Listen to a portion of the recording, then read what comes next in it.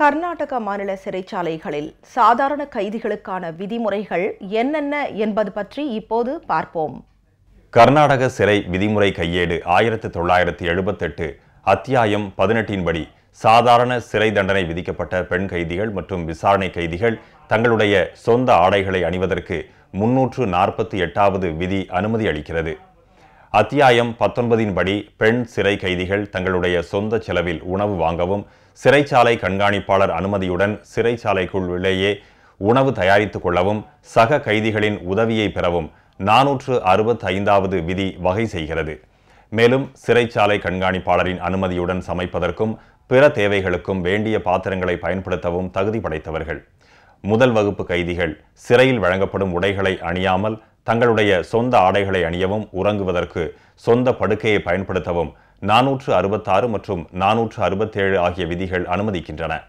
சிறைச்சாலை நூலகத்தில் உள்ள புத்தகங்கள், நாளிதழ்கள், பத்திரிகைகள் ஆகியவற்றை படிக்க முதல் வகுப்பு கைதிகள் அனுமதிக்கப்படுவதோடு சிறைச்சாலை கண்காணிப்பாளர் ஒப்புதலுடன் கைதிகள் தங்களுடைய சொந்த செலவில் புத்தகங்கள் மற்றும் பத்திரிகைகள் ஆகியவற்றை வாங்கி படிக்க 468வது விதியின் கீழ் அனுமதிக்கப்படுகிறது. முதல் வகுப்பு கைதிகளுக்கு மேஜை, நாற்காலி மற்றும் சுவருடன் பொருத்தப்பட்ட முகம் பார்க்கும் கண்ணாடி ஆகியவற்றை வழங்க விதி 471 வகை செய்கிறது.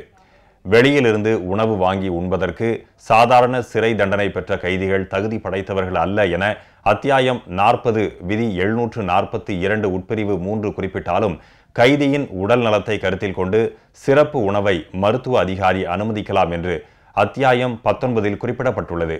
கர்நாடக மாநில சிறை விதிகள் படி சாதாரண கைதிகளுக்கு இவ்வளவு சலுகைகள் அளிக்கப்பட்டிருந்தும் கழக பொதுச் செயலாளர் சின்னம்மா இதை கூட முழுமையாக பயன்படுத்திக் கொள்ளவில்லை. உண்மை நிலை இவ்வாறு இருக்க, பெங்களூரு சிறையின் முன்னாள் டிஐஜி ரூபா மனம் போன போக்கில் பொய்யான குற்றச்சாட்டுக்களை கூறி வருகிறார். ரூபா தெரிவிக்கும் எந்த குற்றச்சாட்டிலும் எள்ளளவும் உண்மை இல்லை. தனது குற்றச்சாட்டுக்கான ஆதாரம் எதையும் அவர் வெளியிடவும் இல்லை.